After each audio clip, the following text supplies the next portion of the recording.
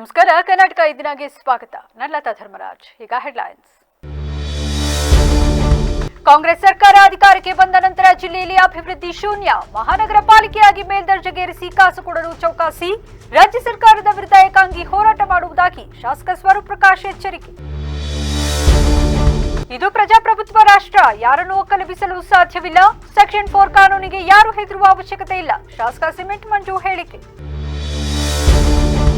ATM ಬೂತ್ನಲ್ಲಿ ಮಹಿಳೆಗೆ ದೋಖಾ, ಹಣ ಬಿಡಿಸಿಕೊಡುವುದಾಗಿ ಹೇಳಿ ಅಪರಿಚಿತ ವ್ಯಕ್ತಿಯಿಂದ ಕಾರ್ಡ್ ಎಕ್ಸ್ಚೇಂಜ್. ಖಾತೆಯಲ್ಲಿ ಮಹಿಳೆಯ ಮನಿ ಖಾಲಿ, ಹಣ ಡ್ರಾ ಮಾಡಿ ಕಳ್ಳ ಫುಲ್ ಜಾಲಿ.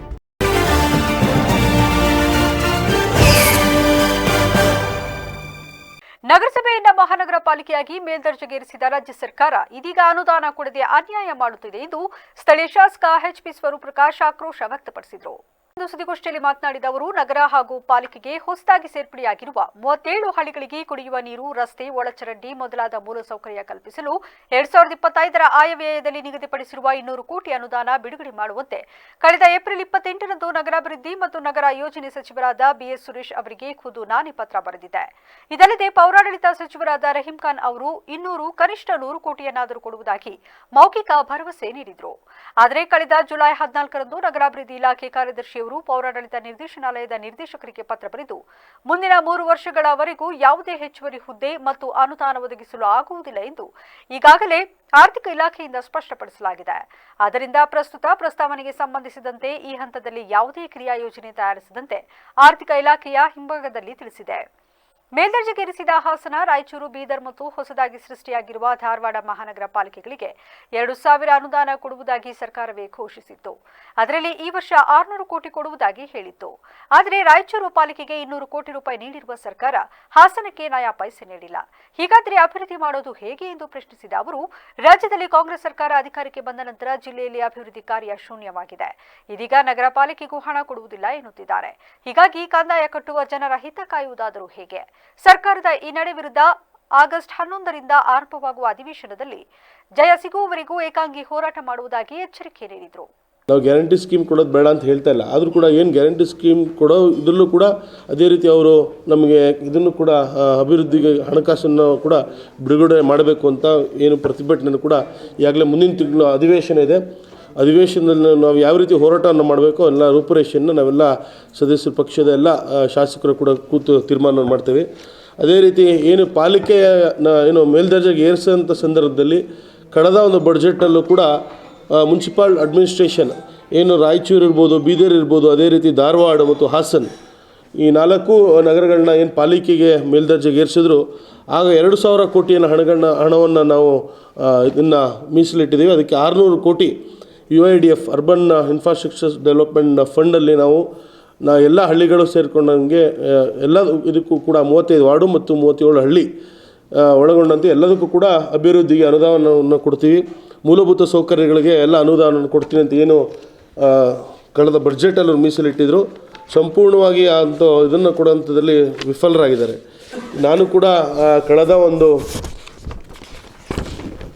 ತಮಗೆಲ್ಲ ಒಂದು ಇದನ್ನು ಕೊಡ್ತಾರೆ 5ನೇ ತಿಂಗಳಲ್ಲಿ ನಾನು ಕೇಳಿದ್ದೆ ಅವರಿಗೆ, ತಾವೇನು ಬಡ್ಜೆಟಲ್ಲಿ 200 ಕೋಟಿ ನಮ್ಮೆಲ್ಲ ಪ್ರತಿಯೊಂದು ಕ್ಷೇತ್ರಕ್ಕೂ ಮೀಸಲಿಟ್ಟಿದ್ರಿ, ದಯಮಾಡಿ ತಾವು ನಮಗೆ ಇದನ್ನು ಬಿಡುಗಡೆ ಮಾಡಿಕೊಡ್ಬೇಕು ಅಂತಲೂ ಕೂಡ ನಾನು ಕೇಳಿದ್ದೆ.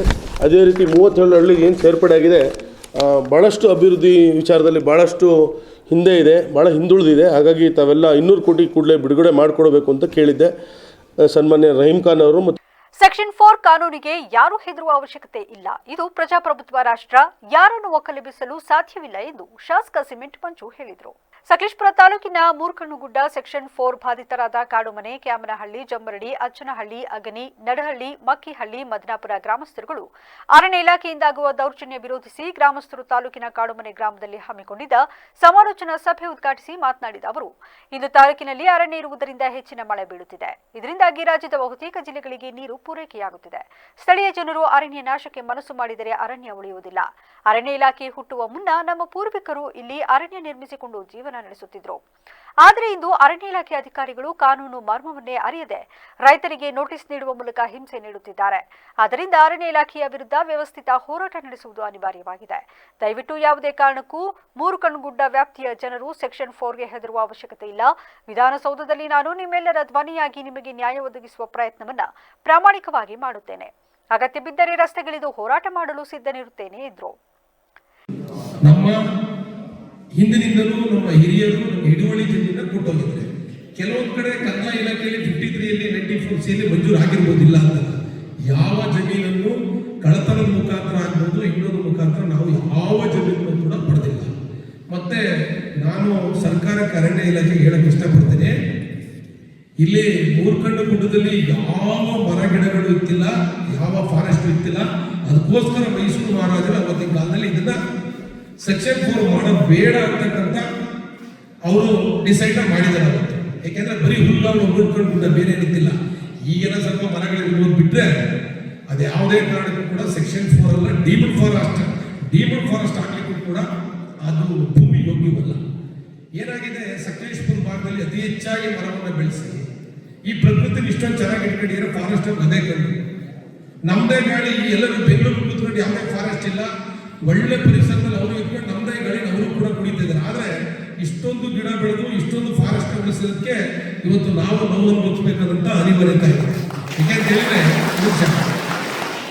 ಅವ್ರಿಗೆ ಕುಡಿಯಲು ನೀರು ಬೇಕು. ಕಾನೂನು ತಜ್ಞ ಸುದೀಶ್ ಪರಮೇಶ್ ಮಾತನಾಡಿ, ಸೆಕ್ಷನ್ 4 ಅಧಿಸೂಚನೆಯ ಪ್ರಕಾರ ಅರಣ್ಯ ಇಲಾಖೆಯ ಅಧಿಕಾರಿಯ ಅಧಿಕಾರ. ಆದರೆ ಆ ಭೂಮಿ ಅರಣ್ಯವಾಗಬೇಕಾದ್ರೆ ಅಲ್ಲಿನ ನಿವಾಸಿಗಳ ಅಭಿಪ್ರಾಯವೂ ಬೇಕು.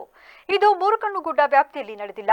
ಸೆಕ್ಷನ್ 4 ಅರಣ್ಯ ಘೋಷಣೆ ಹಿನ್ನೆಲೆಯಲ್ಲಿ ನಡೆಯುತ್ತಿರುವ ಅರಣ್ಯ ಇಲಾಖೆಯ ಕ್ರಮ ಸಾಕಷ್ಟು ಕಾನೂನು ಬಾಹಿರವಾಗಿ ಉಳಿದಿದೆ. ಈ ಹಿನ್ನೆಲೆಯಲ್ಲಿ ನಾವೆಲ್ಲ ಒಗ್ಗಟ್ಟಾಗಿ ಹೋರಾಟ ಮಾಡಬೇಕು ಎಂದರು. ಕ್ಯಾನ್ಸಲ್ ಆಗಿದೆ, ಫಾರೆಸ್ಟ್ ಡಿಪಾರ್ಟ್ಮೆಂಟ್ ಪ್ರಕಾರ ಕ್ಯಾನ್ಸಲ್ ಆಗಿಲ್ಲ, ಇಲ್ಲಿ ಕೂತವ್ರು ಕೆಲವರ ಪ್ರಕಾರ ಅದು ಕ್ಯಾನ್ಸಲ್ ಆಗಿದೆ, ಇನ್ನು ಕೆಲವರ ಪ್ರಕಾರ ದ್ವಂದ್ವ. ನಿಮಗೆ ಇನ್ನೂ ಕನ್ಫ್ಯೂಷನ್ ಅಲ್ಲಿ ಇದೆ, ಕ್ಯಾನ್ಸಲ್ ಆಗಿದೆಯಾ ಇನ್ನು ಕ್ಯಾನ್ಸಲ್ ಆಗಿದೆಯಾ ಇಲ್ಲ ಅಂತ. ಶಾಸಕರೇ, ಒಂದು ಡಾಕ್ಯುಮೆಂಟ್ ಇದೆ ನಿಮ್ಮದು ಆರ್ಕೈವ್ ಡಿಪಾರ್ಟ್ಮೆಂಟ್ ಅಲ್ಲಿ, ಪತ್ರಕರ್ತರ ಡಾಕ್ಯುಮೆಂಟ್ ವೆರಿ ಕ್ಲಿಯರ್ಲಿ ಸೇಸ್. ಅದರಲ್ಲಿ ಹೇಳಿದ್ರೆ ಹೆಡ್ಡಿಂಗ್ ಇದೆ, ಬುಕ್ ಅಲ್ಲಿ ಒಂದು ಬುಕ್ ಕವರ್ ಪೇಜ್ ಅಲ್ಲಿ ಬರೆದಿರ್ತಾರೆ, ಯಾವ್ದು ಮುಷ್ತಾಕ್ ಬುಕ್ ಅಲ್ಲಿ ಬರೆದಿರುತ್ತೆ ಏನಂತ, ಕ್ಯಾನ್ಸಲೇಷನ್ ಆಫ್ ಮೂರ್ಖನಗುಡ್ಡ ಸ್ಟೇಟ್ ಫಾರೆಸ್ಟ್ ಅಂತ. ಆ ಡಾಕ್ಯುಮೆಂಟ್ ಹೋಗುತ್ತೆ ಏನಕ್ಕೆ ಕ್ಯಾನ್ಸಲ್ ಮಾಡಿದ್ದಾರೆ. ಇವತ್ತು ದಯವಿಟ್ಟು ನೀವು ಯಾರು ಫಾರೆಸ್ಟ್ ಡಿಪಾರ್ಟ್ಮೆಂಟ್ ನ ಹೊಣೆ ಇಲ್ಲಿ ಕೂತಿರೋರು ಅದಕ್ಕೂ ಯಾವ ರೀತಿಯ ಸಂಬಂಧನೂ ಇಲ್ಲ. ಫಸ್ಟ್ ನೀವು ಅವ್ರನ್ನ ವಿಲಂಕನ ಮಾಡಬೇಕು. ನಿವೃತ್ತ ತಹಶೀಲ್ದಾರ್ ಅಣ್ಣೇಗೌಡ ಮಾತನಾಡಿ, ಬ್ರಿಟಿಷ್ ಸರ್ಕಾರ ಮೂರ್ಕಣ್ಣುಗುಡ್ಡ ವ್ಯಾಪ್ತಿಯ 2800.38 ಎಕರೆ ಭೂಮಿಯನ್ನ ಕಂದಾಯ ಭೂಮಿಯಾಗಿಯೇ ಉಳಿಸಿತ್ತು. ಸತತ 1 ಶತಮಾನದ ದಾಖಲೆಗಳನ್ನು ಸಲ್ಲಿಸಬೇಕು ಎಂದರೆ ಪ್ರತಿಯೊಬ್ಬ ರೈತರು ಸಲ್ಲಿಸಬೇಕು. ರೈತರ ಮಧ್ಯ ಹೊಂದಾಣಿಕೆ ಇಲ್ಲದಿದ್ದರೆ ಇಡೀ ಮೂರ್ಕಣ್ಣುಗುಡ್ಡ ವ್ಯಾಪ್ತಿಯ ರೈತರ ಜಮೀನು ಅರಣ್ಯ ಇಲಾಖೆಯ ಪಾಲಾಗಲಿದೆ ಎಂದರು.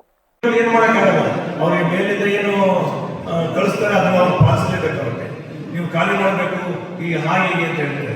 ಬಟ್ ನಾನು ಹೇಳಿದರೆ ಯಾರು ಹೆದರ್ಬೇಡಿ, ಯಾರು ಖಾಲಿನೂ ಮಾಡಕ್ ಹೋಗ್ಬೇಡಿ. ನಾವೆಲ್ಲ ಒಗ್ಗಟ್ಟು ಹೋರಾಟ ಮಾಡೋಣ, ಜಾಗನ ಹೆದರ್ಸ್ಬೋದು. ಇವತ್ತು ಅವ್ರು ನೀವು ಖಾಲಿ ಮಾಡಿ ಇಲ್ಲಿ ನಾಳೆ ಕಿತ್ತಾಕಿ ಅಂತ ಹೇಳ್ಬೋದು, ಅಥವಾ ಒಂದೆರಡು ಕಡೆಗೆ ಬಂದು ಅವ್ರು ಕಿತ್ತು ಹಾಕ್ಬೋದು, ಬೇರೆ ಕಿತ್ತಾಕ್ಬೋದು, ಗಿಡ ಕಿತ್ತಾಕ್ಬೋದು. ನೋಡಿದ್ದೀವಿ, ಪೇಪರ್ ನೋಡ್ತಾ ಇದ್ದೀವಿ. ಬಟ್ ಯಾವುದು ನಾವೆಲ್ಲ ಒಗ್ಗಟ್ಟಲ್ಲಿ. ಈ ಸಂದರ್ಭದಲ್ಲಿ ಬೆಳೆಗಾರ ಮುಖಂಡ ಹಾನಬಾಳ್ ಭಾಸ್ಕರ್, ಹಾಸನ ಜಿಲ್ಲಾ ಬೆಳೆಗಾರರ ಸಂಘದ ಕಾರ್ಯದರ್ಶಿ ಲೋಹಿತ್, ಸಂತ್ರಸ್ತ ಸುಭಾಷ್, ಬೆಳೆಗಾರ ಅಚ್ಚನಹಳ್ಳಿ ಪೂರ್ಣೇಶ್, ಗ್ರಾಮ ಪಂಚಾಯಿತಿ ಅಧ್ಯಕ್ಷ ಜೈಪಾಲ್, ವಲಯ ಅರಣ್ಯಾಧಿಕಾರಿ ಹೇಮಂತ್ ಕುಮಾರ್ ಸೇರಿದಂತೆ ಇತರರು ಹಾಜರಿದ್ದರು. ಎಟಿಎಂ ಕಾರ್ಡ್ನಿಂದ ಹಣ ಬಿಡಿಸಿಕೊಡುವುದಾಗಿ ಮಹಿಳೆಗೆ ಅಪರಿಚಿತ ವ್ಯಕ್ತಿ ನಕಲಿ ಎಟಿಎಂ ಕಾರ್ಡ್ ನೀಡಿ ವಂಚಿಸಿರುವ ಘಟನೆ ಬೇಲೂರಿನಲ್ಲಿ ನಡೆದಿದೆ.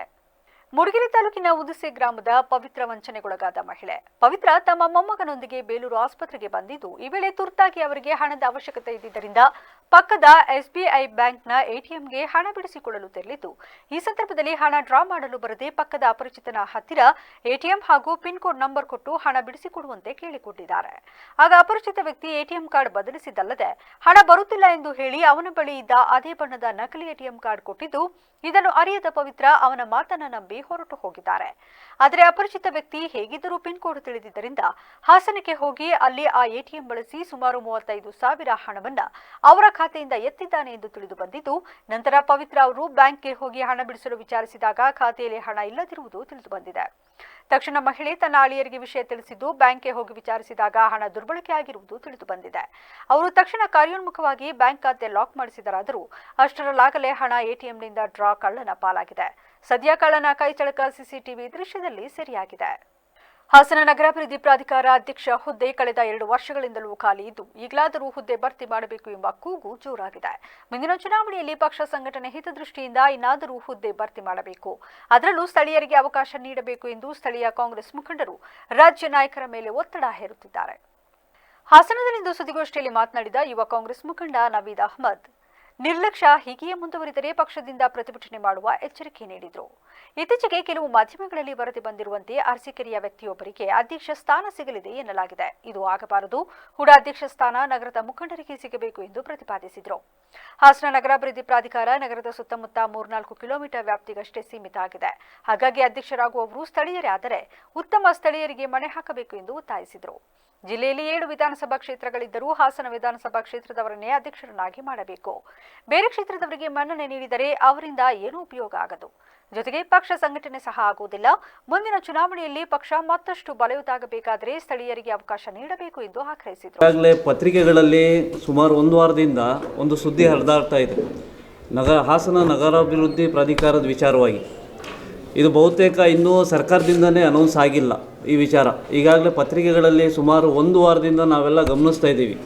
1 ವಾರದ ಹಿಂದೆ ಒಂದು ಬಂತು, ಯಾರು ಆಕಾಂಕ್ಷಿಗಳು ಅರ್ಕಲ್ಗೂಡ್ನವರು ಅಂತ. ಈಗ ಒಂದು 2 ದಿನ ಮುಂಚೆ ಪ್ರಜಾವಾಣಿ ಪತ್ರಿಕೆಯಲ್ಲಿ ಅರಸೀಕೆರೆಯವರು ಯಾರು ಪ್ರಭಾವಿಗಳು ಈ ಸ್ಥಾನಕ್ಕೆ ಆಕಾಂಕ್ಷಿಯಾಗಿದ್ದಾರೆ, ಬಹುತೇಕ ಅವರಿಗೆ ಸ್ಥಾನವನ್ನು ಖಚಿತವಾಗಿದೆ ಅಂತ. ನಾವು ಕೇಳೋ ಉದ್ದೇಶ ಏನಂದರೆ, ಈಗಾಗಲೇ ಹಾಸನ ನಗರಾಭಿವೃದ್ಧಿ ಪ್ರಾಧಿಕಾರ ಅಂದರೆ ಹಾಸನ ತಾಲ್ಲೂಕಿಗೆ ಸೀಮಿತವಾಗಿರುವಂಥ ಸ್ಥಾನ. ಈಗ ಹಾಸನದವರು ಹೋಗಿ ಬೇರೆ ಕ್ಷೇತ್ರದಲ್ಲಿ ಸ್ಥಾನ ಕೇಳೋಕ್ಕಾಗಲ್ಲ. ಜಿಲ್ಲಾ ಮಟ್ಟದ ಸ್ಥಾನಗಳನ್ನು ನಾವು 7 ಕ್ಷೇತ್ರದಲ್ಲೂ ಎಲ್ಲಿ ಬೇಕಾದರೂ ಕೇಳ್ಬೋದು. ಆದರೆ ತಾಲ್ಲೂಕು ವಿಚಾರ ಬಂದಾಗ ತಾಲ್ಲೂಕಿನ ಸ್ಥಾನಗಳು ಸ್ಥಳೀಯರಿಗೆ ಮಾತ್ರ ಅವಕಾಶ ಇರುತ್ತೆ. ಇದನ್ನು ಬಹುತೇಕ ಸರ್ಕಾರದಲ್ಲೂ ಇದರ ಸಂಪೂರ್ಣ ಮಾಹಿತಿ ಇದೆ. ಹಾಗಾಗಿ ನಮ್ಮ ಒತ್ತಡ ಏನಂದರೆ, ಈಗ ಏನು ಹೆಸರುಗಳು ಪತ್ರಿಕಾಗೋಷ್ಠಿಯಲ್ಲಿ ಮುಖಂಡರಾದ ವಿನೋದ್ ಕುಮಾರ್, ಅಗಿಲೇಗುರು, ಆರಿಫ್ ಖಾನ್, ನಯಾಜ್, ಅಲ್ವಿನ್ ಹಾಜರಿದ್ದರು. ಸಕಲೇಶಪುರ ಪಟ್ಟಣದ ಅಂಬೇಡ್ಕರ್ ಭವನದಲ್ಲಿ ಆಗಸ್ಟ್ 2ರಂದು ಬೆಳಿಗ್ಗೆ 10 ಗಂಟೆಗೆ ಜನಸಂಪರ್ಕ ಸಭೆ ಆಯೋಜಿಸಲಾಗಿದೆ ಎಂದು ತಹಶೀಲ್ದಾರ್ ಸುಪ್ರೀತಾ ತಿಳಿಸಿದರು. ಮಿನಿ ವಿಧಾನಸೌಧದಲ್ಲಿ ನಡೆದ ಪೂರ್ವಭಾವಿ ಸಭೆಯಲ್ಲಿ ಮಾತನಾಡಿದ ಅವರು, ಅಧಿಕಾರಿಗಳು ತಮ್ಮ ಇಲಾಖೆಯ ದಾಖಲೆಗಳೊಂದಿಗೆ ಸಭೆಗೆ ಹಾಜರಾಗಬೇಕು. ಗ್ರಾಮೀಣ ಭಾಗದ ಜನರಿಗೆ ಸರ್ಕಾರಿ ಯೋಜನೆಗಳ ಮಾಹಿತಿ ಮತ್ತು ಸೌಲಭ್ಯಗಳ ಬಗ್ಗೆ ತಿಳಿಯಲು ಈ ಸಭೆ ಸಹಕಾರಿಯಾಗಲಿದೆ. ಜಿಲ್ಲಾಧಿಕಾರಿಗಳ ನೇತೃತ್ವದಲ್ಲಿ ನಡೆಯಲಿರುವ ಈ ಸಭೆಯಲ್ಲಿ ಸಾರ್ವಜನಿಕರು ವಿವಿಧ ಇಲಾಖೆಗೆ ಸಂಬಂಧಿಸಿದ ಸಮಸ್ಯೆಗಳಿಗೆ ಪರಿಹಾರ ಕಂಡುಕೊಳ್ಳಬಹುದು. ಸಾರ್ವಜನಿಕರು ಹೆಚ್ಚಿನ ಸಂಖ್ಯೆಯಲ್ಲಿ ಭಾಗವಹಿಸಿ ತಮ್ಮ ಸಮಸ್ಯೆಗಳಿಗೆ ಪರಿಹಾರ ಕಂಡುಕೊಂಡು ಕಾರ್ಯಕ್ರಮವನ್ನು ಯಶಸ್ವಿಗೊಳಿಸಬೇಕೆಂದು ಮನವಿ ಮಾಡಿದರು. ಅಧಿಕಾರಿಗಳ ನಿರ್ದೇಶನದಂತೆ ಆಗಸ್ಟ್ 2ರಂದು ಜನಸ್ಪಂದನ ಕಾರ್ಯಕ್ರಮವನ್ನು ತಾಲೂಕು ಮಟ್ಟದಲ್ಲಿ ಹಮ್ಮಿಕೊಳ್ಳಲಾಗಿದೆ. ಈ ನಿಟ್ಟಿನಲ್ಲಿ ಇವತ್ತು ತಾಲೂಕು ಮಟ್ಟದ ಅಧಿಕಾರಿಗಳ ಸಭೆ ಕರೆಯಲಾಗಿದ್ದು ಎಲ್ಲ ಸಿದ್ಧತೆಗಳನ್ನು ಮಾಡಿಕೊಳ್ಳಲು ಅವರಿಗೆ ಸೂಕ್ತ ನಿರ್ದೇಶನಗಳನ್ನು ನೀಡಲಾಗಿದೆ. ದಯವಿಟ್ಟು ಎಲ್ಲ ಜನರು ಆದಷ್ಟು ಬಂದು ಸಭೆಯನ್ನು ಯಶಸ್ವಿಗೊಳಿಸಬೇಕಾಗಿ ಈ ಮೂಲಕ ವಿನಂತಿಸಿಕೊಳ್ಳುತ್ತೇನೆ. ಈ ಸಂದರ್ಭದಲ್ಲಿ ತಾಲೂಕಿನ ಎಲ್ಲ ಇಲಾಖೆಗಳ ಅಧಿಕಾರಿಗಳು ಮತ್ತು ಸಿಬ್ಬಂದಿಗಳು ಉಪಸ್ಥಿತರಿದ್ದರು. ಅರ್ಕಲಗೂಡು ಪಟ್ಟಣದಲ್ಲಿ ತಾಲೂಕು ಆಡಳಿತ ಹಾಗೂ ಆರೋಗ್ಯ ಇಲಾಖೆ ವತಿಯಿಂದ ಬುಧವಾರ ಹೃದಯಕ್ಕಾಗಿ ಕಾಲ್ನಡಿಗೆ ಜಾಥಾ ಹಮ್ಮಿಕೊಳ್ಳಲಾಗಿತ್ತು. ಅರ್ಕಲಗೂಡು ತಾಲೂಕು ಪಂಚಾಯಿತಿ, ಪಟ್ಟಣ ಪಂಚಾಯಿತಿ, ಔಷಧಿ ವಿತರಣಾ ಸಂಘದ ಸಹಯೋಗದಲ್ಲಿ ನಡೆದ ಜಾಥಾಕ್ಕೆ ಶಾಸಕ ಎ ಮಂಜು ಚಾಲನೆ ನೀಡಿದರು. ಪ್ರಮುಖ ರಸ್ತೆಗಳಲ್ಲಿ ಸಾಗಿದ ಜಾಥಾ ಆನಗರ ವೃತ್ತದಲ್ಲಿ ಮಾನವ ಸರಪಳಿ ನಿರ್ಮಿಸಿತು. ಬಳಿಕ ಮಾತನಾಡಿದ ಶಾಸಕರು, ಆರೋಗ್ಯಕ್ಕೆ ಎಲ್ಲರೂ ಜೀವನ ಶೈಲಿ ಬದಲಾಯಿಸಿಕೊಳ್ಳಬೇಕು. ನಮ್ಮ ಆರೋಗ್ಯ ಚೆನ್ನಾಗಿದ್ದರೆ ಮಾತ್ರ ನಮ್ಮ ಸಂಸಾರ ಆರೋಗ್ಯಕರವಾಗಿಟ್ಟುಕೊಳ್ಳಲು ಸಾಧ್ಯ. ಹೃದಯದ ಸಮಸ್ಯೆ ಕಾಣಿಸಿಕೊಂಡರೆ ಕೂಡಲೇ ವೈದ್ಯರ ಬಳಿ ತೆರಳಿ ತಪಾಸಣೆಗೆ ಒಳಪಡಬೇಕು. ಪ್ರತಿನಿತ್ಯ ವಾಕ್ ಮಾಡುವುದನ್ನು ಮರೆಯಬಾರದು ಎಂದರು. ದಿನನಿತ್ಯ ವಾಕ್ ಮಾಡಬೇಕು. ದಿನನಿತ್ಯದ ಊಟದ ಒಂದು ಜವಾಬ್ದಾರಿಯುತವಾಗಿ ಊಟವನ್ನು ಏನೇನು ಮಾಡಬೇಕು ಅಂತ ತಿಳ್ಕೋಬೇಕು. ಫ್ಯಾಟ್ ಕಂಟೆಂಟ್ ಮಾಡಬೇಕು, ತಿನ್ಬಾರ್ದು. ಜಂಕ್ ಫುಡ್ ತಿನ್ಬಾರ್ದು. ಅದನ್ನ ನಾವು ದಿನನಿತ್ಯ ಅದನ್ನ ನಾವು ಕಾಪಾಡ್ಕೊಂಡು ಹೋದ್ರೆ ನಮ್ಮ ಆರೋಗ್ಯನ ನಾವೇ ಕಾಪಾಡ್ಕೋಬಹುದು. ಮೊದಲು ನಮ್ಮ ಆರೋಗ್ಯ ನಾವು ಕಾಪಾಡಿಕೊಂಡ್ರೆ ನಮ್ಮ ಸಂಸಾರವನ್ನ ಕಾಪಾಡೋದಕ್ಕೆ ಸಾಧ್ಯ, ನಮ್ಮ ಮಕ್ಕಳನ್ನು ಕಾಪಾಡೋದಕ್ಕೆ ಸಾಧ್ಯ. ಇಡೀ ಜನರಿಗೆ ಅವೇರ್ನೆಸ್ ಇಂದ ಮೂಡಿಸ್ತಕ್ಕಂಥದ್ದಾಗಬೇಕು. ಇವತ್ತು ಯಾಕೆ ವಾಕ್ ಮಾಡ್ತಾ ಇದ್ದಾರೆ ಅಂತ ಹೇಳಿ ಆಮೇಲೆ ಬಂದಿರ್ತಕ್ಕಂಥದ್ದೆಲ್ಲ ಇದೆ. ವಾಕ್ ಮಾಡಿದ ತಕ್ಷಣ ಕೊನೆಯಲ್ಲ. ಇದನ್ನ ನಿಮ್ಮ ಊರಿನಲ್ಲಿ ಇದ್ರ ಬಗ್ಗೆ ಹೇಳ್ತಕ್ಕಂಥದ್ದನ್ನ ಮಾಡಬೇಕು. ಟಿವಿನಲ್ಲಿ ದಿನನಿತ್ಯ ತೋರಿಸಿರ್ತಾರೆ ಏನು ಅಂತ ಹೇಳಿ. ಆಮೇಲೆ ಟಿವಿಲಿ ತೋರಿಸಿದಂಗೆ ಯಾರು ಆತಂಕ ಆಗಿದೆ ಅಂತ ಯಾರು ಆತಂಕ ಪಡೋದು ಬೇಕಾಗಿಲ್ಲ. ನೀವು ನೇರವಾಗಿ ಆಸ್ಪತ್ರೆ ಸಂಪರ್ಕ ಮಾಡಿ ಅದನ್ನ ಆರೋಗ್ಯವನ್ನ ತಪಾಸಣೆ ಮಾಡ್ಕೊಳ್ಳೋದು ಮುಖಾಂತರ ಈಗಾಗಲೇ ನಮ್ಮ ಹಾಸ್ಪಿಟಲ್ ಮುಖಾಂತರ ಈಗ ಒಂದು ಆರೋಗ್ಯ ತಪಾಸಣೆಗೂ ಕೂಡ ಬಂದಿದೆ. ದಯಮಾಡಿ ನಮ್ಮ ಯಾರು ಆ ರೀತಿಯಾದಂತಹ ಒಂದು ಸೌಕರ್ಯ ಬೇಕು ಅನ್ನೋರಿದ್ರೆ ತಾವೆಲ್ಲರೂ ಕೂಡ ಹೋಗಿ ಅಲ್ಲಿ ಚೆಕ್ ಮಾಡಿಸ್ಕೋಬಹುದು ಅಂತ ಹೇಳಿ. ಆಮೇಲೆ ಹಾರ್ಟ್ಗೆ ವಯಸ್ಸಿಲ್ಲ. ಚಿಕ್ಕ ವಯಸ್ಸು ಹಾರ್ಟ್ ಆಗ್ಬೋದು, ದೊಡ್ಡವ್ರಿಗೂ ಆಗ್ಬೋದು, ಎಲ್ರಿಗೂ ಆಗ್ಬೋದು. ಅದಾದ ತಕ್ಷಣ ಯಾರಿಗೂ ಕೂಡ ಒಂದು ಯೋಚನೆನೇ ಮಾಡಿದ್ರೆ ಆಸ್ಪತ್ರೆ ತರ ಹೋಗ್ತಕ್ಕಂಥದ್ದಾಗಬೇಕು. ದಯಮಾಡಿ ಯಾರು ಆತಂಕ ಪಡೋದಕ್ಕಾಗಿಲ್ಲ. ಎಲ್ಲಾ ಕಾರಣಕ್ಕೂ ಔಷಧಿ ಇದೆ. ಸಾವಧಾನವಾಗಿ ಇದನ್ನ ಇವತ್ತು ಡಾಕ್ಟರ್ ಏನ್ ಹೇಳ್ತಾರೆ ಅದನ್ನ ಫಾಲೋ ಮಾಡಿಕೊಂಡು ಅನುಸರಿಸಬೇಕು ಅಂತ ಹೇಳಿ ತಾವೆಲ್ಲರೂ. ಈ ವೇಳೆ ಪಟ್ಟಣ ಪಂಚಾಯತ್ ಅಧ್ಯಕ್ಷ ಪ್ರದೀಪ್ ಕುಮಾರ್, ಉಪಾಧ್ಯಕ್ಷ ಸುಬಾನಾ ಶರೀಫ್, ತಹಶೀಲ್ದಾರ್ ಕೆಸಿ ಸೌಮ್ಯ, ಗ್ರೇಡ್ 2 ತಹಶೀಲ್ದಾರ್ ಸಿ ಸ್ವಾಮಿ, ಕ್ಷೇತ್ರ ಶಿಕ್ಷಣಾಧಿಕಾರಿ ಕೆಪಿ ನಾರಾಯಣ, ತಾಲೂಕು ಆರೋಗ್ಯಾಧಿಕಾರಿ ಡಾಕ್ಟರ್ ಪುಷ್ಪಲತಾ ಇತರರು ಹಾಜರಿದ್ದರು. ಸಕಲೇಶಪುರ ತಾಲೂಕಿನ ಅಂಗನವಾಡಿ ಕಾರ್ಯಕರ್ತೆಯರೊಡನೆ ಚರ್ಚಿಸದೆ ಚುನಾವಣಾ ಕರ್ತವ್ಯಗಳಿಗೆ ನೇಮಕ ಮಾಡಿರುವುದನ್ನು ವಿರೋಧಿಸಿ ತಹಶೀಲ್ದಾರ್ ಸುಪ್ರೀತಾ ಅವರಿಗೆ ಮನವಿ ಸಲ್ಲಿಸಿದರು. ಪಟ್ಟಣದ ಮಿನಿ ವಿಧಾನಸೌಧದ ಮುಂಭಾಗ ತಹಶೀಲ್ದಾರ್ ಅವರಿಗೆ ಮನವಿ ಪತ್ರ ಸಲ್ಲಿಸಿ ಮಾತನಾಡಿದ ಸಂಘದ ಅಧ್ಯಕ್ಷೆ ನಾಗಲಕ್ಷ್ಮಿ, ಮಹಿಳಾ ಮತ್ತು ಮಕ್ಕಳ ಅಭಿವೃದ್ಧಿ ಇಲಾಖೆಯಲ್ಲಿ ಸೇವೆ ಸಲ್ಲಿಸುವ ಅಂಗನವಾಡಿ ಕಾರ್ಯಕರ್ತೆಯರು ಈಗಾಗಲೇ ಹಲವು ಮಹತ್ವದ ಕರ್ತವ್ಯಗಳನ್ನು ನಿರ್ವಹಿಸುತ್ತಿದ್ದಾರೆ. ಆದರೆ ಜುಲೈನಲ್ಲಿ ಎಸಳೂರು ಹೋಬಳಿಯ ದೊಡ್ಡನಹಳ್ಳಿ ಅಂಗನವಾಡಿ ಕಾರ್ಯಕರ್ತೆಯರನ್ನ ಯಾವುದೇ ಮುಂಚಿನ ಸೂಚನೆ ಇಲ್ಲದೆ ದೂರವಾಣಿ ಮೂಲಕ ಬಿಎಲ್ಒ ಕರ್ತವ್ಯಕ್ಕೆ ನೇಮಿಸಲಾಗಿದೆ. ಕರ್ತವ್ಯ ನಿರ್ವಹಿಸುತ್ತಿದ್ದರೆ ಸರ್ಕಾರಿ ನೌಕರಿಯಿಂದ ತೆಗೆದುಹಾಕುವ ಬೆದರಿಕೆ ಹಾಕುತ್ತಿದ್ದು, ಅಧಿಕಾರಿಗಳ ಕಿರುಕುಳ, ಒತ್ತಡ ಹಾಕುವುದರಿಂದ ಖಿನ್ನತೆಗೆ ಒಳಗಾಗುತ್ತಿದ್ದಾರೆ ಎಂದು ತಿಳಿಸಿದರು. ನಾವಿವಾಗಲೇ BLO ಆಗಿ ಕೆಲವರೆಲ್ಲ ಹಳಬರಾಗಿ ಕೆಲಸ ಮಾಡ್ತಾ ಇದ್ದೀವಿ. ಅದ್ರ ಜೊತೆಗೆ ಇವಾಗ ಹೊಸದಾಗಿ ಕೂಡ ಕೆಲವರಿಗೆ BLO ಆಗಿ ಕೆಲಸ ಮಾಡಿ ಅಂತೇಳಿ ಆರ್ಡರ್ ಕೊಡ್ತಾ ಇದ್ದಾರೆ. ಪರಿಸ್ಥಿತಿ ಏನಿದೆ ಅಂತಂದರೆ ನಮಗೆ ಕೆಲಸದ ಒತ್ತಡ ಕೂಡ ಜಾಸ್ತಿ ಇದೆ. ಒಂದು, ಎರಡನೇದು ಪೋಷನ್ ಟ್ರ್ಯಾಕರ್ ಅಂತ ಇಲ್ಲಿ ಕೇಂದ್ರ ಸರ್ಕಾರದಿಂದ ಕೂಡ ಕೆಲಸ ಮಾಡಿಸ್ತಿದ್ದಾರೆ, ರಾಜ್ಯ ಸರ್ಕಾರದ ಕೂಡ ಕೆಲಸ ಮಾಡಬೇಕು. ಈ ಕೆಲಸದ ಒತ್ತಡದಿಂದನೇ ನಮಗೆ ಸಾಕಾಗ್ತಾ ಇದೆ ಇವಾಗ. ಅದ್ರ ಜೊತೆಗೆ BLO ಕೆಲಸ ಮಾಡಿ ಅಂತ ಅಂದರೆ ನಮಗೆ ಕೊಟ್ಟಿರೋದು 2 ಕೈ ಜೊತೆಗೆ ಸಾಲದಕ್ಕೆ ಎಲ್ಲರಿಗೂ ಮಹಿಳೆಯರಾಗಿದ್ದರಿಂದ ಕೆಲಸದ ಒತ್ತಡ ಜಾಸ್ತಿ ಆಗಿ ಈಗಾಗಲೇ BP ಶುಗರ್ಗಳು ಕೂಡ ಜಾಸ್ತಿ ಆಗ್ತಾ ಇದೆ. ಆರೋಗ್ಯ ಸಮಸ್ಯೆಯಿಂದ ಕೂಡ ಬಳಲ್ತಾ ಇದ್ದೀವಿ. ಒಂದು ಮನುಷ್ಯ ಎಷ್ಟು ಕೆಲಸ ಮಾಡ್ಬೋದು ಅಷ್ಟೇ ಕೆಲಸ ಮಾಡಲಿಕ್ಕೆ ಸಾಧ್ಯ ಇದೆ. ಅದಕ್ಕಿಂತ ಹೆಚ್ಚಿಗೆ ಒತ್ತಡ ಹಾಕಿದ್ರೆ ನಾವು ಹೇಗೆ ಕೆಲಸ ಮಾಡಬೇಕು? ಅದಕ್ಕೋಸ್ಕರ ನಾವಿವಾಗ BLO ಕೆಲಸ ಮಾಡೋಕ್ಕೆ ನಮಗೆ ಕೆಲಸ ಮಾಡೋಕ್ಕೆ ಸಾಧ್ಯ ಆಗ್ತಿಲ್ಲ ಅನ್ನೋಂಥದ್ದನ್ನ ಕೂಡ ಈಗ ತಾಲೂಕಲ್ಲಿ AC ಸಾಹೇಬರಿಗೆ ಕೂಡ ತಹಸೀಲ್ದಾರ್ ಮೇಡಮ್ಗೆ ಕೂಡ ನಾವು ಮನವಿ ಪತ್ರ ಕೊಡ್ತಾ ಇದ್ದೀವಿ. ಅದರ ಜೊತೆಗೆ C ಗ್ರೂಪ್ ನೌಕರರು ಕೆಲಸ ಮಾಡಬೇಕು ಅಂತ. ಈ ಸಂದರ್ಭದಲ್ಲಿ ಕಾರ್ಯದರ್ಶಿ ಸುಮಿತ್ರಾ, ಖಜಾಂಚಿ ನೇತ್ರಾವತಿ, ನಾಜಿಯಾ, ತರನ್ನುಂ, ಪ್ರೀತು, ಜ್ಯೋತಿ, ವಿಕ್ಟೋರಿಯಾ, ಲಲಿತಾ, ಯಶೋಧ, ತಾರಾ ಸೇರಿದಂತೆ ಇನ್ನಿತರರು ಉಪಸ್ಥಿತರಿದ್ದರು. ಚನ್ನರಾಯಪಟ್ಟಣದ ಪುರಸಭೆ ಕಚೇರಿಯ ಆವರಣದಲ್ಲಿಂದು ನಡೆದ ಪುರಸಭೆ ಉಪಾಧ್ಯಕ್ಷರ ಚುನಾವಣೆಯಲ್ಲಿ ಏಕನಾಮಪತ್ರ ಸಲ್ಲಿಕೆಯಾದ ಹಿನ್ನೆಲೆ ಕವಿತಾ ರಾಜು ಅವರು ಪುರಸಭಾ ಉಪಾಧ್ಯಕ್ಷರಾಗಿ ಆಯ್ಕೆ ಮಾಡಲಾಯಿತು. ಈ ಹಿಂದೆ ಪುರಸಭೆ ಉಪಾಧ್ಯಕ್ಷರಾಗಿ ಸೇವೆ ಸಲ್ಲಿಸುತ್ತಿದ್ದ ರಾಣಿ ಕೃಷ್ಣ ಅವರು ಈ ಸ್ಥಾನಕ್ಕೆ ರಾಜೀನಾಮೆ ನೀಡಿದ ಹಿನ್ನೆಲೆಯಲ್ಲಿ ಬುಧವಾರ ನಿಗದಿಯಾಗಿದ್ದ ಚುನಾವಣೆಯಲ್ಲಿ ಏಕನಾಮಪತ್ರ ಸಲ್ಲಿಕೆಯಾದ ಕಾರಣ ಕವಿತಾ ರಾಜು ಅವರನ್ನು ಅವಿರೋಧವಾಗಿ ಆಯ್ಕೆ ಮಾಡಲಾಯಿತು. ಈ ಸಂದರ್ಭದಲ್ಲಿ ಶಾಸಕ ಸಿಎನ್ ಬಾಲಕೃಷ್ಣ ಮಾತನಾಡಿ, ಪಟ್ಟಣದ ಅಭಿವೃದ್ಧಿಯ ವಿಚಾರದಲ್ಲಿ ಪುರಸಭೆಯ ಪ್ರತಿಯೊಬ್ಬ ಸದಸ್ಯರು ಮತ್ತು ಅಧ್ಯಕ್ಷರು ಹಾಗೂ ಉಪಾಧ್ಯಕ್ಷರ ಪಾತ್ರ ಪ್ರಮುಖವಾಗಿದ್ದು, ಅದರಂತೆ ಮೂಲಭೂತ ಸೌಕರ್ಯಗಳಿಗೆ ಎಲ್ಲರ ಸಹಕಾರ, ಸಲಹೆ ಪ್ರಮುಖವಾಗಿದೆ. ಇದಕ್ಕೆ ಅನುಗುಣವಾಗಿ ಕಾರ್ಯನಿರ್ವಹಿಸಿ ಎಂದು ಸಲಹೆ ನೀಡಿದರು. ರಾಜೂರವರು ಒಂದು ಗಾಣಿಗ ಸಮಾಜಕ್ಕೆ ಸೇರಿದ ಹಿಂದುಳಿದ ವರ್ಗದ ಒಂದು ವ್ಯಾಪ್ತಿಯಲ್ಲಿ ಅವ್ರಿಗೆ ಒಂದು ಸ್ಥಾನಮಾನವನ್ನು ಕಲ್ಪಿಸಬೇಕು ಅಂತಕ್ಕಂಥ ದೃಷ್ಟಿಯಲ್ಲಿ ಎಲ್ಲ ಇದು ಪ್ರಥಮ ಬಾರಿ ಬಹುಶಃ ಆ ಒಂದು ಸಮಾಜಕ್ಕೆ ಒಂದು ಉಪಾಧ್ಯಕ್ಷ ಸ್ಥಾನ ದಕ್ಕಿರುವಂಥದ್ದು ಕೂಡ ಸ್ವಾಗತಾರ್ಹವಾದಂಥ ವಿಚಾರ. ಏಕೆಂದರೆ ಗಾಣಿಗರ ಬೀದಿ ಶನೇಶ್ವರನನ್ನು ಭಕ್ತಿಪೂರ್ವಕವಾಗಿ ಒಂದು ವಿಧಿವಿಧಾನಗಳಿಂದ ಪುರಾತನ ಕಾಲದಿಂದಲೂ ಕೂಡ ಪೂಜೆಯನ್ನು ನೆರವೇರಿಸ್ಕೊಂಡು ಬಂದಿರತಕ್ಕಂಥ ವಾರ್ಡ್ ವಿಶೇಷವಾಗಿ ಆ ಒಂದು ಸಮಾಜಕ್ಕೆ ಒಂದು ದೊಡ್ಡ ಗೌರವ ವಿಶೇಷವಾಗಿ ಸಿಕ್ಕಿದೆ. ಅವ್ರಿಗೂ ಕೂಡ ಅಭಿನಂದನೆಗಳು ಮತ್ತು ಅಭಿನಂದನೆಗಳು.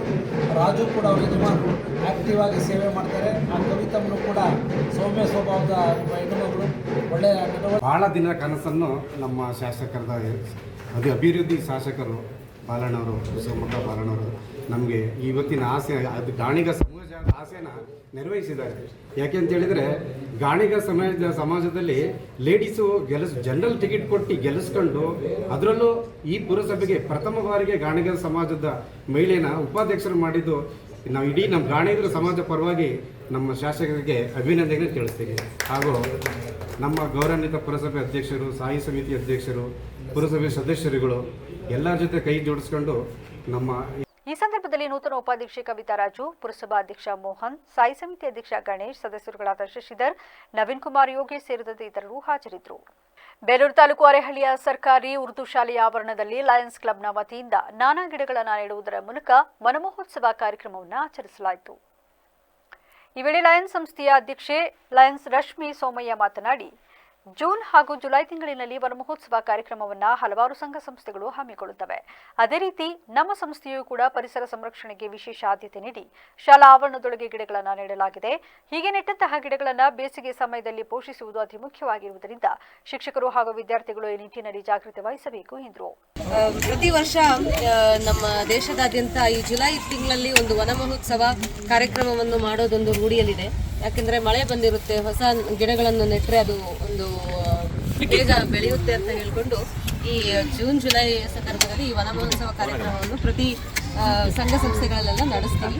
ಹಾಗೆ ನಾವು ಕೂಡ ಒಂದು ನಮ್ಮ ಅರಳಿಯಲ್ಲಿ ಇರುವಂಥ ಒಂದು ಉರ್ದು ಶಾಲೆ ಅನ್ನೋದನ್ನ ನಾವು ತಗೊಂಡು ಇವತ್ತು ಈ ಕಾರ್ಯಕ್ರಮವನ್ನು ಮಾಡಿದ್ದೀವಿ. ಇಲ್ಲಿ ನಮ್ಮ ಅರಳಿ ಲಯನ್ಸ್ ಸಂಸ್ಥೆಯ ಎಲ್ಲ ಸದಸ್ಯರು ಸೇರಿದ್ದಾರೆ, ಮತ್ತು ಈ ಉರ್ದು ಶಾಲೆಯ ಟೀಚರ್ಸ್ಗಳು ಮತ್ತು ಮಕ್ಕಳು ಎಲ್ಲ ಸೇರಿದ್ದಾರೆ. ಹಾಗೆ ಇವತ್ತೊಂದು 10-15 ಗಿಡ ಇಲ್ಲಿ ನೆರಣ ಅಂತ ಮಾಡಿದ್ದೀವಿ. ಅದನ್ನು ಚೆನ್ನಾಗಿ ನೀವೆಲ್ಲ ಬೆಳೆಸ್ಕೊಂಡು ಹೋಗಬೇಕು. ಅದನ್ನು ತಡೆಗಳು ಬರದಂಗೆ ನೋಡಿಕೊಂಡು ಅದನ್ನು ನೀವು ಕಾಪಾಡ್ಕೋಬೇಕು. ಯಾಕಂದರೆ ಮುಂದೆ ಬರೋಂಥ ಮಕ್ಕಳಿಗೂ ಅದು ತುಂಬ ಯೂಸ್ ಆಗುತ್ತೆ. ಹಣ್ಣಿನ ಗಿಡಗಳು ಸುಮಾರಿದ್ದಾವೆ. ಈ ವೇಳೆ ಮಾಜಿ ಪ್ರಾಂತೀಯ ಅಧ್ಯಕ್ಷ Lions Rabi Somaiah, Lions Lakshman, Lions Satish, Lions Mahesh, ಕೋಶಾಧಿಕಾರಿ ಲಯನ್ಸ್ ಸೌಜನ್ಯ, ಶಾಲೆಯ ಶಿಕ್ಷಕಿಯರು ಹಾಗೂ ವಿದ್ಯಾರ್ಥಿಗಳು ಸೇರಿದಂತೆ ಇತರರು ಹಾಜರಿದ್ದರು. ಬ್ಲಾಕ್ ಕಾಂಗ್ರೆಸ್ ಅಧ್ಯಕ್ಷ ಹಾಗೂ ಕರ್ನಾಟಕ ರಾಜ್ಯ ಒಕ್ಕಲಿಗರ ಸಂಘದ ಮಾಜಿ ನಿರ್ದೇಶಕ ಜೆಎಂ ರಾಮಚಂದ್ರ ಅವರ ಹುಟ್ಟುಹಬ್ಬದ ಅಂಗವಾಗಿ ಪಟ್ಟಣದ ಸಾರ್ವಜನಿಕ ಆಸ್ಪತ್ರೆಯ ಒಳರೋಗಿಗಳಿಗೆ ಹಾಗೂ ಪಟ್ಟಣದ ವೃದ್ಧಾಶ್ರಮಕ್ಕೆ ಭೇಟಿ ನೀಡಿ ಫಲಹಾರ ನೀಡುವ ಮೂಲಕ ಹುಟ್ಟುಹಬ್ಬವನ್ನು ಅರ್ಥಪೂರ್ಣವಾಗಿ ಆಚರಿಸಲಾಯಿತು. ಈ ಸಂದರ್ಭ ಮಾತನಾಡಿದ ಕಾಂಗ್ರೆಸ್ ಮುಖಂಡ ಯುವರಾಜ್, ಕಾಂಗ್ರೆಸ್ ನಾಯಕರಾದ ಜೆಎಂ ರಾಮಚಂದ್ರಣ್ಣನವರ ಹುಟ್ಟುಹಬ್ಬವನ್ನು ಅವರ ಅನುಪಸ್ಥಿತಿಯಲ್ಲಿ ವಿಶೇಷವಾಗಿ ಸಮಾಜಮುಖಿಯಾಗಿ ಆಚರಣೆ ಮಾಡುತ್ತಿದ್ದೇವೆ. ದೇವರು ಅವರಿಗೆ ರಾಜಕೀಯವಾಗಿ ಹೆಚ್ಚಿನ ಶಕ್ತಿ ನೀಡಿ ತಾಲೂಕಿನ ಜನರ ಸೇವೆಗೆ ಅವಕಾಶ ಕಲ್ಪಿಸಲಿ ಎಂದರು. ಇವತ್ತು ತಮಗೆಲ್ಲ ಗೊತ್ತಿರೋ ಹಾಗೆ ನಮ್ಮ ಬ್ಲಾಕ್ ಕಾಂಗ್ರೆಸ್ ಅಧ್ಯಕ್ಷರು ಮತ್ತು ಕಾಂಗ್ರೆಸ್ ಮುಖಂಡರಾದಂಥ ಜತ್ತನಹಳ್ಳಿ ರಾಮಚಂದ್ರಣ್ಣವರ 55ನೇ ವರ್ಷದ ಹುಟ್ಟುಹಬ್ಬನ ಇವತ್ತು ನಾವು ಸರಳವಾಗಿ ಅವರು ಕಾರ್ಯನಿಮಿತ್ತ ಹೊರಗೋಗಿರೋದ್ರಿಂದ ಅವರು ಇಲ್ಲದೇ ಇದ್ದ ಅವರ ಸ್ಥಿತಿಯಲ್ಲಿ ಇವತ್ತು ತಾಲೂಕು ಆಸ್ಪತ್ರೆಗೆ ಒಂದು ರೋಗಿಗಳಿಗೆ ಅನುಕೂಲ ಆಗೋ ರೀತಿ ಒಂದು ಬ್ರೆಡ್ಡು, ಹಣ್ಣು, ಹಂಪಲುಗಳನ್ನು ಕೊಟ್ಟು ವಿಶೇಷವಾಗಿ ಆಚರಿಸಬೇಕು ಅಂತ ನಾವೆಲ್ಲ ಸೇರಿ ಇವತ್ತು ಹಮ್ಮಿಕೊಂಡಿದ್ದೀವಿ. ಈ ಒಂದು ಕಾರ್ಯಕ್ರಮದಿಂದ ಇಲ್ಲಿ ಬರ್ತಕ್ಕಂಥ ಬಡ ರೋಗಿಗಳಿಗೆ ಒಂದು ಹೆಲ್ಪ್ ಆಗಲಿ ಅಂತೇಳಿ ಅವರು ಕೂಡ ಸುಮಾರು ವರ್ಷಗಳಿಂದ ಸಮಾಜಮುಖಿ ಕಾರ್ಯಕ್ರಮಗಳನ್ನ ಮಾಡ್ಕೊಂಡು ಬಂದಿದ್ದಾರೆ. ಅವರ ಕುಟುಂಬಕ್ಕೆ ಅವ್ರಿಗೆ ಆ ಭಗವಂತ ಒಳ್ಳೇದು ಮಾಡಲಿ, ಅವ್ರಿಗೆ ಇನ್ನೂ ರಾಜಕೀಯವಾಗಿ ಭಗವಂತ ಹೆಚ್ಚಿನ ಶಕ್ತಿಯನ್ನು ಕೊಡಲಿ ಅಂತ ಹೇಳ್ತಾ ನಮ್ಮೆಲ್ಲರ ಪರವಾಗಿ ರಾಮಚಂದ್ರಣ್ಣ ಮತ್ತು ಅವ್ರ ಕುಟುಂಬದವ್ರು ಒಳ್ಳೇದಾಗಲಿ, ಅವ್ರಿಗೆ 55ನೇ ವರ್ಷದ ಹುಟ್ಟುಹಬ್ಬದ ಸಂಭ್ರಮ ಇನ್ನೂ ಹೆಚ್ಚಿನ ಖುಷಿಯನ್ನು ಕೊಡಲಿ ಅಂತ ಹೇಳಿ ನಾನು ಮಾತನಾಡ್ತೀನಿ. ಈ ವೇಳೆ ಪುರಸಭಾ ಸದಸ್ಯರಾದ ಪ್ರಕಾಶ್, ಸುಜಾತ, ಕೆಡಿಪಿ ನಾಮನಿರ್ದೇಶಿತ ಸದಸ್ಯ ಕಬ್ಬಾಳು ಮಹೇಶ್, ಆರೋಗ್ಯ ರಕ್ಷಾ ಸಮಿತಿ ಸದಸ್ಯ ನಾಗಸಮುದ್ರ ಬಾಲು, ಮುಖಂಡರಾದ ಶ್ರೀನಿವಾಸ್, ಅವಿನಾಶ್, ಸುಧಾಕರ್, ಜಬೀವುಲ್ಲಾ ಬೇಗ್, ಮಾರೇನಹಳ್ಳಿ ರಾಕೇಶ್ ಸೇರಿದಂತೆ ಇತರರು ಹಾಜರಿದ್ದರು. ಅರ್ಕಲಗೂಡು ಪಟ್ಟಣದ ಸರ್ಕಾರಿ ಪ್ರಥಮ ದರ್ಜೆ ಕಾಲೇಜಿನಲ್ಲಿ ನೂತನವಾಗಿ ಪ್ರಾರಂಭಿಸಲಾದ ವಿಜ್ಞಾನ ವಿಭಾಗಕ್ಕೆ ಶಾಸಕ ಎ ಮಂಜು ಚಾಲನೆ ನೀಡಿದರು. ಈ ವೇಳೆ ಮಾತನಾಡಿದ ಶಾಸಕರು, ಪದವಿ ಕಾಲೇಜಿನಲ್ಲಿ ವಿಜ್ಞಾನ ವಿಭಾಗದ ಅಗತ್ಯವಿತ್ತು. ಹಲವು ವರ್ಷಗಳಿಂದ ಇದಕ್ಕಾಗಿ ಪ್ರಯತ್ನ ನಡೆಸಲಾಗಿದ್ದು, ಇಂದು ಅಂತಿಮವಾಗಿ ನೂತನವಾಗಿ ಪ್ರಾರಂಭಿಸಲಾದ ವಿಜ್ಞಾನ ವಿಭಾಗಕ್ಕೆ ಚಾಲನೆ ನೀಡಲಾಗಿದೆ. ವಿದ್ಯಾರ್ಥಿಗಳು ಇದರ ಸದುಪಯೋಗವನ್ನು ಪಡೆದುಕೊಳ್ಳಬೇಕೆಂದು ಕರೆ ನೀಡಿದರು.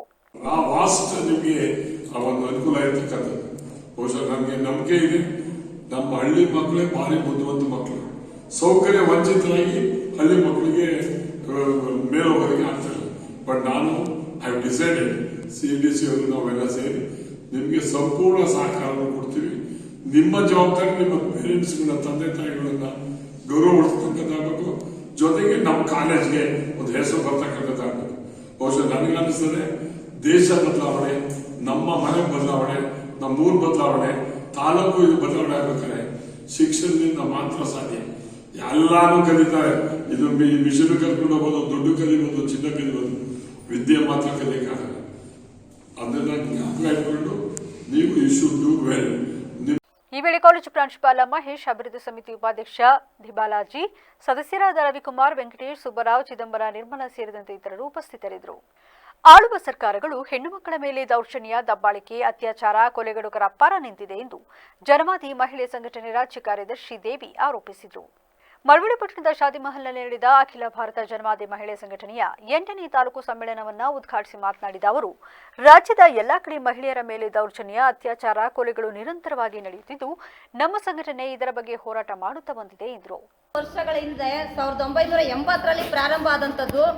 ಆ ಪ್ರಾರಂಭ ಆದಂತಹ ಸಂದರ್ಭದಲ್ಲಿ ಆವಾಗ ಅಲ್ಲಿ ಅವರ ತಂದೆ ಗ್ರಾಮ ಪಂಚಾಯಿತಿ ಚುನಾವಣೆಗೆ ಸ್ಪರ್ಧೆ ಮಾಡ್ದ ಅನ್ನುವಂಥ ಕಾರಣಕ್ಕೋಸ್ಕರ ಅಲ್ಲಿರ್ತಕ್ಕಂಥ ದಣಿಗಳು ವಾಪಸ್ಸು ನೀವು ನಾಮಿನೇಷನ್ ತಗೊಳ್ಬೇಕು ಅಂತಂದಾಗ ಅವರು ಕಮ್ಯುನಿಸ್ಟ್ ನಾಯಕರಾಗಿರೋದ್ರಿಂದ ವಾಪಸ್ ತಗೊಳ್ದಾನೆ ಇದ್ದಂಥ ಸಂದರ್ಭದಲ್ಲಿ ಅವರ ಶಾಲೆಗೆ ಹೋಗಿ ಕಾಲೇಜ್ಗೆ ಹೋದಂಥ ಬಂದಂಥ ಮಗಳು ಅಪಹರಿಸಿ ಸುಮಾರು 52 ದಿನಗಳ ನಂತರ ನೇತ್ರಾವತಿ ನದಿಯಲ್ಲಿ ಅಸ್ಥಿಪಂಜರವಾಗಿ ಸಿಕ್ತಂಥ ಉದಾಹರಣೆ ಇದೆ. ಆ ಸಂದರ್ಭದಲ್ಲಿ ಮಹಿಳಾ ಚಳವಳಿಗಳು, ಕಾರ್ಮಿಕ ಚಳವಳಿಗಳು, ಕಮ್ಯುನಿಸ್ಟ್ ಚಳವಳಿಗಳು ದೊಡ್ಡ ಮಟ್ಟದ ಹೋರಾಟವನ್ನು ನಡೆಸಿ ಅವ್ರನ್ನ ಮೊದಲೇ ಕೊಲೆ ಕೇಸು ಅತ್ಯಾಚಾರ ನಡೆದಿದೆ ಅನ್ನುವಂಥದ್ದನ್ನು ಬಹಿರಂಗಪಡಿಸಿ ಅದಕ್ಕೆ FIR ಹಾಕ್ಸಿದಂಥ ಉದಾಹರಣೆ ಇದೆ.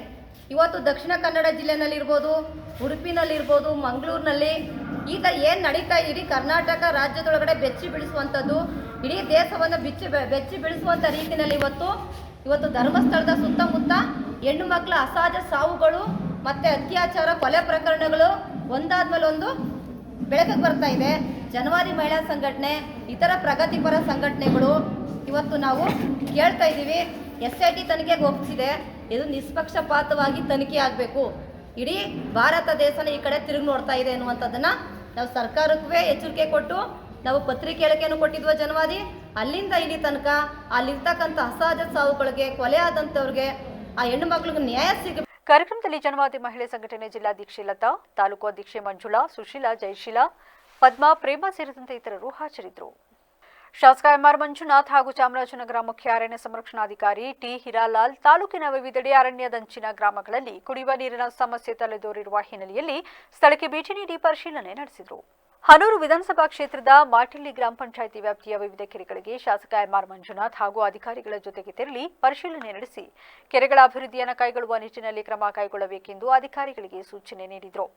ಇನ್ನು ತಾಲೂಕಿನ ಮಲೆಮಹದೇಶ್ವರ ವನ್ಯಜೀವಿ ವಲಯವನ್ನ ಹುಲಿ ಸುರಕ್ಷಿತ ಅರಣ್ಯ ಪ್ರದೇಶವನ್ನಾಗಿ ಘೋಷಣೆ ಮಾಡುವ ಮುನ್ನ ಅರಣ್ಯದಂಚಿನ ಗ್ರಾಮಗಳಲ್ಲಿ ವಾಸಿಸುತ್ತಿರುವ ಜನರ ಮತ್ತು ರೈತರ ಸಂರಕ್ಷಣೆ ಹಾಗೂ ಮಾನವ ಪ್ರಾಣಿ ಸಂಘರ್ಷ ತಪ್ಪಿಸಲು ಬೇಕಾದ ಸಕಲ ರೀತಿಯಲ್ಲೂ ಸಿದ್ಧತೆಗಳು ಮಾಡಿಕೊಳ್ಳುವ ನಿಟ್ಟಿನಲ್ಲಿ ಅಧಿಕಾರಿಗಳು ಕ್ರಮ ವಹಿಸಬೇಕು ಎಂದು ಹೇಳಿದರು. ಈ ವೇಳೆಯಲ್ಲಿ DCF ಭಾಸ್ಕರ್, ಸಾಮಾಜಿಕ ಅರಣ್ಯಾಧಿಕಾರಿ ಪ್ರಫುಲ್ಲ, ವಲಯ ಅರಣ್ಯಾಧಿಕಾರಿ ರಾಜಶೇಖರ್ ಮೂರ್ತಿ, ಸಣ್ಣ ನೀರಾವರಿ ಇಲಾಖೆ AE ಅಭಿಲಾಷ್ ಸೇರಿದಂತೆ ಇತರರು ಉಪಸ್ಥಿತರಿದ್ದರು.